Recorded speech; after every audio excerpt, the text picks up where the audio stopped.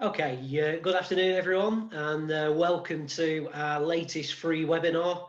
And this time we decided on a lunchtime slot on a Friday, so hopefully everybody's looking forward to their weekends. I think a really useful webinar hopefully today, certainly a taste of how you can lead a team, including yourself actually, in health and wellbeing whilst working remotely from home. So I think most people that are on this webinar now will be used to our ground rules. It's just a really short, snappy 30-minute session. Obviously, when we deliver even our remote development sessions, we really go for our ANDS partnership style in terms of getting people into breakout rooms, discussing, interacting. But of course, in a webinar for 30 minutes, you don't get as much as that, although we are going to sneak in, hopefully, a breakout room during this session. The content is led by us. But we do want you to interact. So like I said, there's going to be a breakout room. There'll be a quick poll very, very soon. And then if everybody can use their chat functionality when I say, or just to ask questions generally, or to put any comments, that'd be absolutely brilliant. Most people should be muted. I think there might be a couple of people that have slipped through the net on this one, but if you can mute your microphones for now, that'd be awesome. When we go into breakouts, we'll get them unmuted for you. A recording will be available. If not today, it'll be available early next week. And like all our webinars, we really appreciate any feedback that you've got. And there's a very short questionnaire at the end of the slides today. So some of you will be getting sick of this, I'm sure, but yeah, Lee Morris, facilitator at ANDS Partnership. I'm a mental health first aid aider and instructor, so this is a subject that I'm passionate about. It's close to my heart, and I suppose the comment there is definitely true, and might be true of many other people as well. So working from home and definitely having emotional ups and downs, and I think that's really the starting point on today's webinar, is the fact that, you know, we will be experiencing that. It's perfectly normal to have emotional ups and downs. This is not a usual set of circumstances. So if we can just put the poll on. All I want you to do very, very quickly, and this is anonymous, by the way, just on a scale of 1 to 5, 1 being not coping at all, 5 being no problem, I'm thriving in this lockdown period. How are you actually feeling? How are you coping with lockdown? We've got a couple of people grading it a 4 or 5. Fantastic. A couple more, maybe a few more votes. We've got a few people not voted. Super, brilliant. Let's have a look then. So yeah, so we've got certainly on this cross section of people attending this webinar, coping pretty well. You know, so you've got 2 people sort of that medium range, and then 3 people at 4 and 5, and that's fantastic. And obviously you're doing something right to be able to cope with that.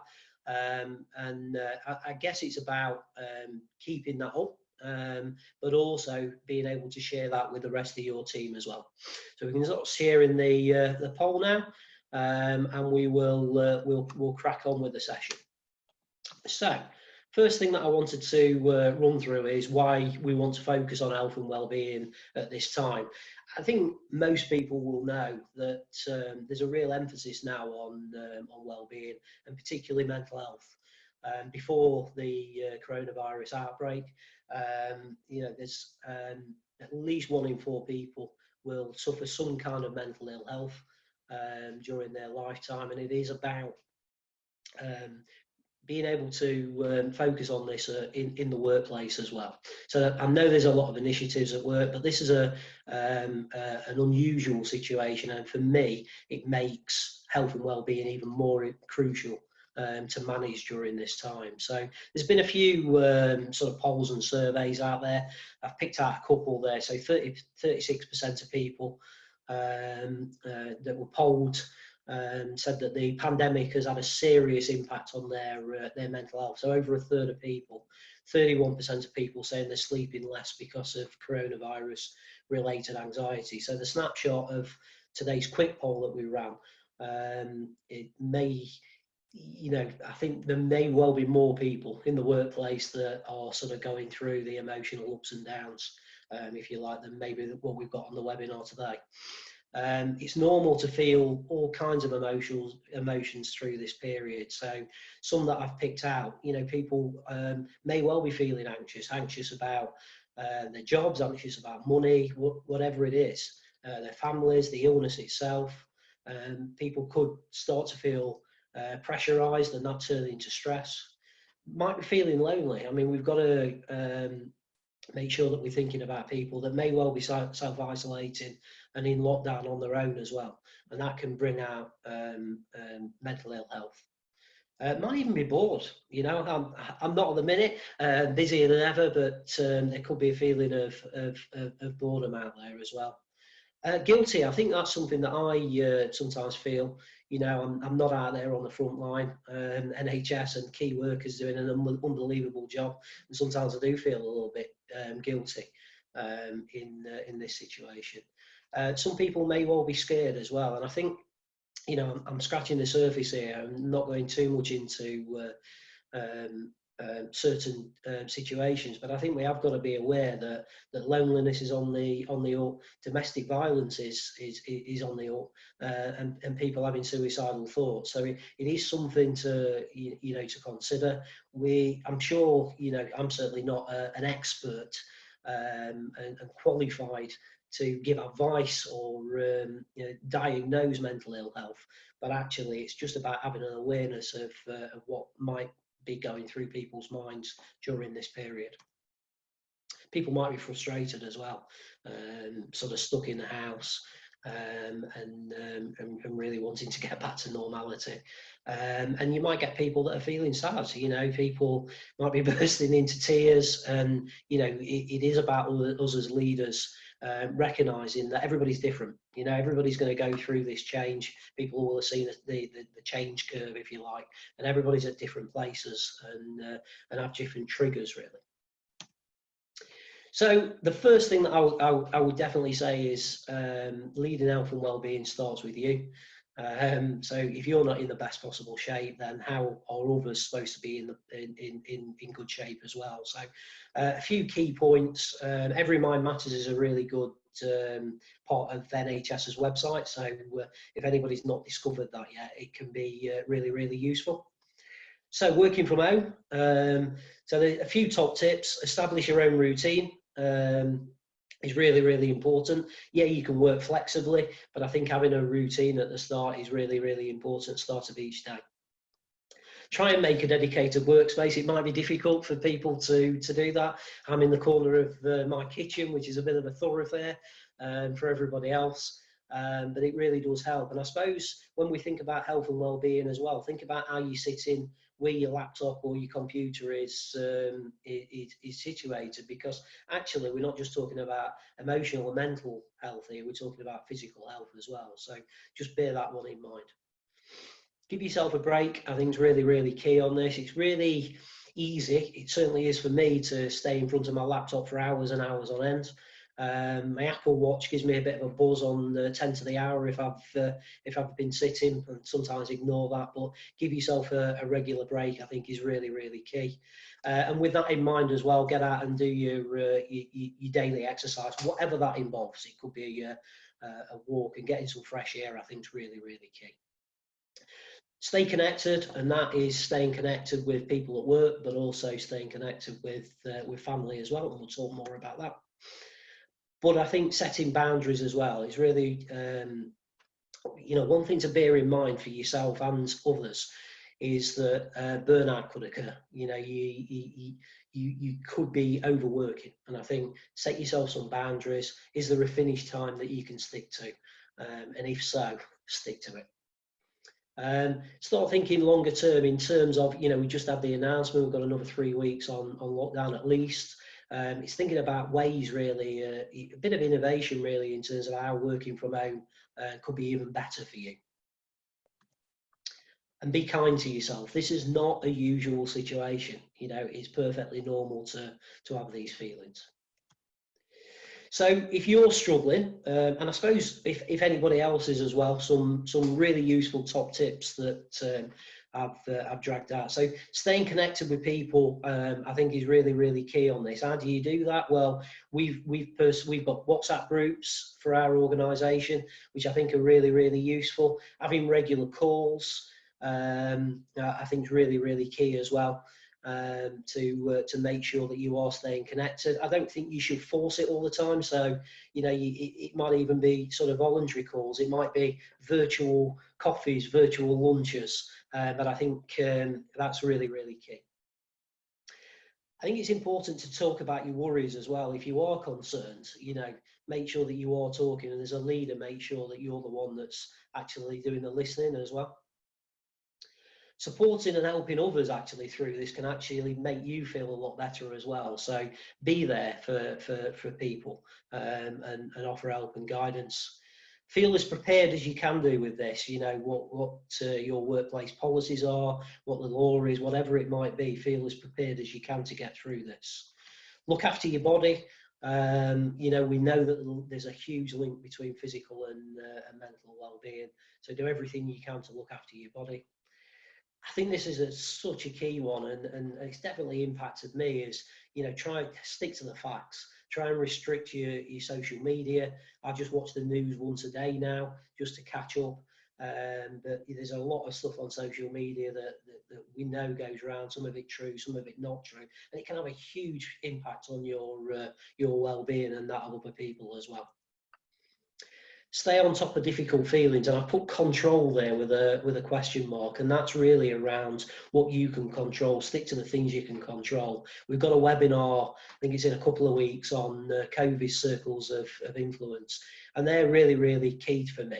What can you control? What can you influence? And what's just a given? You know, and if it's just a given and it's out of your control, just try and focus on the things that you can control. It's really useful actually as a leader to have that conversation with coaching conversation with people, and just even writing a list of things that are on your mind, on your plate.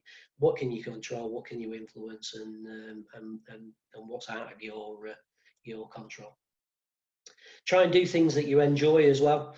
So there's all sorts of things that I've been doing that I might not have even done. So 2 daughters and playing board games and things like that, and going out in the garden and enjoying this. But try and do things that you're enjoying. Focus on the present, the mindfulness side of things. And you know, for me, mindfulness really helps. Breathing techniques. If we've got a bit of time towards the end, I'll show you a quick mindfulness technique as well in terms of breathing. And try and look after your sleep, and there's all kinds of ways of doing that. You know, make sure you're getting enough sleep. You know, it can be about heating, it can be about lighting. Try and reduce some of the white noise, and try and get off your work mobile at least an hour before bed, because that can have a huge impact on your sleep. So what managers and leaders can do to support others? Quite a few things, obviously, as I know you'll know yourselves. But communicate clearly with everyone. Try and keep people in the picture as much as possible. I think being a role model as well. So for me, that's twofold. That's role modeling the things that I've just talked about, really, in terms of taking breaks, in terms of getting out there and being active, but also when you are in contact with your people, your team, actually talking about support networks, you know, and bringing it up so people don't feel scared to actually discuss their feelings, because actually, you know, there's still a huge stigma around mental health. Be accessible. There's never been for me, a more important time to be accessible. An open door policy. Okay, it's virtual, but actually be available for people when they need you. I think being able to flex your leadership style is important normally, but even more important now. Those decisive, authoritative leaders are probably going to thrive actually through this crisis, but actually that's not always the approach you should be taking. So be able to flex your style when you need to. A little bit of emotional intelligence, sometimes being empathetic, And people may well be having feelings that you don't get yourself, and it's about being empathetic. Potentially relaxing the rules might be a bit controversial, this, but I think this is, this is not normal. People have got families, this homeschooling and things like that to do. So it's about being flexible. And again, that goes back into role modeling for me. You as a leader and a manager should be understanding what's out there as well. Do you know what support's out there for people, both from a company point of view, but also externally? And there's a whole range of resources, and I'll show you a slide before we finish with a few of those support and resources out there externally. Don't stop the social side of things. I've seen, virtual coffees, I've seen Zoom quizzes, I've seen so much stuff, and invite people, from the workplace on those to interact socially as well. The WhatsApp I mentioned earlier. Ask how people are feeling, and that for me is really, really crucial. And I put again, because, people may well say, I'm fine, I'm all right, I'm good, I'm whatever it might be. And is that really the case? Ask that question, twice. And I think once you've done that, then leave time to listen. It's so, listening for me is such an underrated leadership skill. It's about that active listening, giving yourself enough time for people to talk to you, and reducing that sort of worry and stigma around having these kind of thoughts and feelings. So we're going to spend a few minutes just in the breakout rooms now. So some people will use Zoom breakout rooms and some people might not. My colleague behind the scenes is going to put people into breakout rooms. Might be pairs, might be a 3. And all I want you to do is spend 5 minutes. You can introduce yourself, a bit of networking as well as a bonus. But just some tips really. How are you maintaining your own well-being through this? And how are you supporting others as well? We'll give you a 2-minute warning while you're in the room, and then a minute to come out. And what will be awesome is after that, is if we can, if you can share some of those tips that you're talking about during that time. So if we can get the breakout room all set up, please. I'm going to unmute everyone. And once you're in the breakout room, I will see you soon.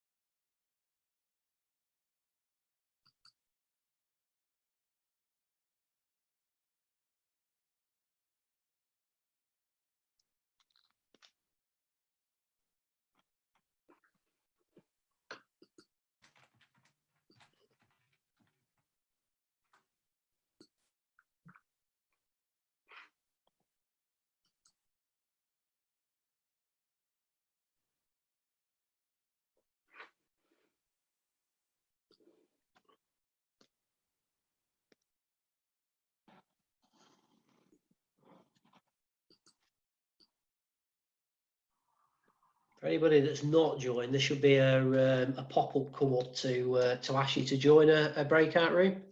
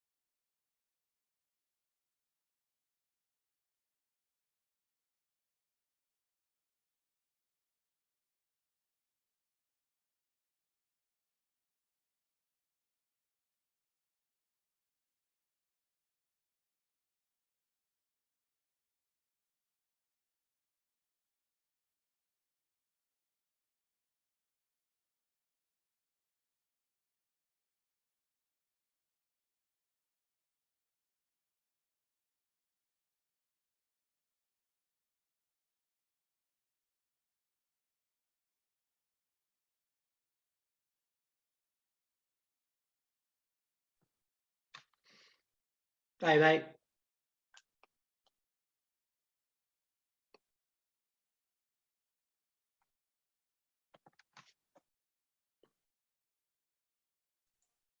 Hello. Yeah. Okay. You all right, mate? Yeah. Looks like Steve Bradley keeps getting kicked out. I'm going to admit him again. He's back in the waiting room. Oh, okay. That's a shame.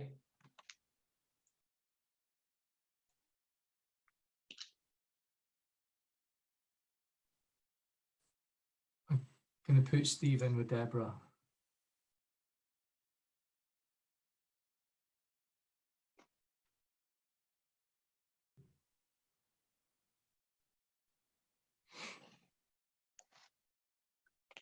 Yeah, I'm just going to give them a 1 minute warning.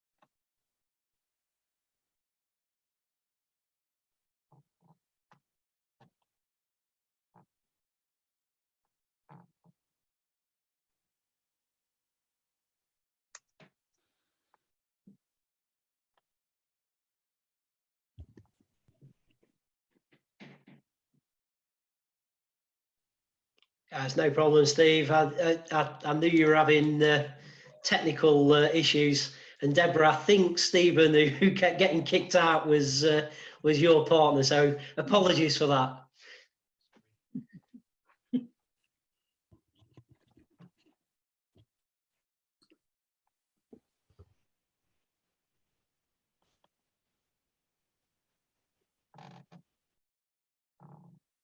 Okay, I think everybody is returning from the breakout room.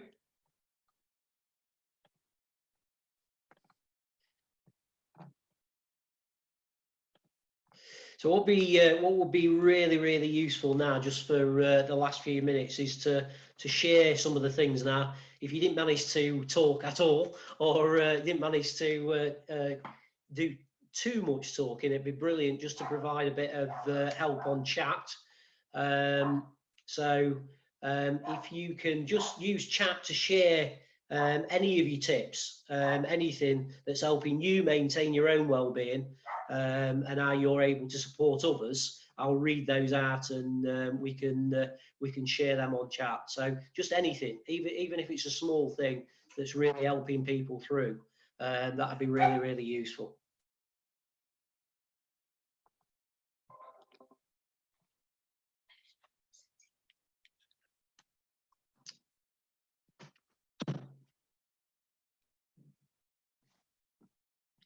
Okay, so we've got introducing morning meditation. I like that, and desk side yoga sessions for employees. Really like that. Having clear boundaries, always having lunch with the family, always going for a walk together in the afternoon. Finding the positives. Yeah, there's always some positive. We tend to focus on the negatives, don't we, actually, and human nature, but actually focusing on the positives is really key under these circumstances. Any other top tips? There must be loads. Must be. See if we can share any more thoughts. Work socials, yeah, using House Party. I've heard a lot of people actually using the House Party app. I've not used it myself, but it sounds a useful app. So that socialising side of things, I think, is really, really key, even from a work point of view. Anything else? Oh, Brill, playing with the dogs or any other pets, I'm sure. They don't know about coronavirus, but they love having me around. Yeah, that's amazing. Pets must be thinking, what is happening here? Dogs and especially, I would think. Any others before we finish? Anything else anybody wants to share? Make sure you do exercise every day, and I would definitely agree with that. I went for a run yesterday at lunchtime for half an hour. Actually, the afternoon was so much easier. Okay, thanks everyone. We'll move on just for from a time point of view. So I'll just share the my slides for the last time. So I think there's lots and lots of support available. So some of you will have seen these. As a mental health first aider and instructor, I've seen these firsthand. But I think the important thing is, do all your staff know about any organisational support that's available, that's already in place? But there's loads of external stuff out there. Mental health first aid. There's a campaign called My Whole Self. There's a video. It's only a couple of minutes, I think. I would definitely recommend people watch that. The Every Mind Matters campaign, where I got a few of the bullets from today. Mental Health at Work, Mental Health UK, Mental Health Foundation. There's so many out there. Rethink Mental Illness and Time to Change. Actually, if people really do need to contact assistance, is everybody aware of the employee assistant line that might be out there in your organisation? There's Mind, there's supportline.org as well. There's specific men's health forums out there as well, an anxiety one. And of course, if things are really starting to get too much, there's also the Samaritans as well. Loads and loads of more resources as well. I would recommend that people Google the NHS and look at any mental health outlines, because there's some really useful stuff out there. The breathing exercise, I honestly think it really does help. Now, I know we're running out of time, but I think it's worth it. There's something called the box breathing technique. It was taught to me by somebody that I co-delivered with a couple of years ago, and it really helps me actually to reduce any anxiety and stress. So you can do it at the same time, or you can just listen. But all you do is breathe through the nose for 4 seconds. And then you hold your breath for 4 seconds. I can't do that as well as talking. And then you breathe out for 4 seconds. And you keep repeating that process. And it's amazing how your mind just switches off. It's focused on that one thing. And it can just clear your mind of everything. Just one technique. There's many, many out there as well. So any questions that you've got, obviously put through chat, or you can contact me after this this webinar as well. I'll be really, really happy to talk to people. I think a lot of people will have seen this by now, but we're doing an awful lot to help people through this. We've still got a few free webinars. We've got a mental health aware, which I think really correlates to this. So if you want to put you or other people through a mental health awareness course, which is accredited by Mental Health First Aid England, we've still got places left for that, a couple places left, a couple of dates. And we've also got a Leading in a Changing World programme, which is specifically designed to help leaders through this current circumstance. We've got a few webinars, as I said, having difficult conversations, resilience, and COVID circles of influence. So if you've not already booked, it'd be awesome if you could book onto them, and I'll see you for that. I'm sure people have done this now, but if you want to follow us on LinkedIn or access our website, we'd all be really, really happy for people to get in touch. You can start by calling the office number or emailing hello@andspartnership.com. So that's the end of the webinar. It's half an hour just flies by. Thanks everybody for their participation today. If you do get an opportunity, if you can use your camera to scan the QR code, be really, really beneficial. Probably take you about a minute. Have a fantastic rest of your Friday and a great weekend. And I hope to see people soon for the next webinars next week. Thanks, everyone. Bye-bye.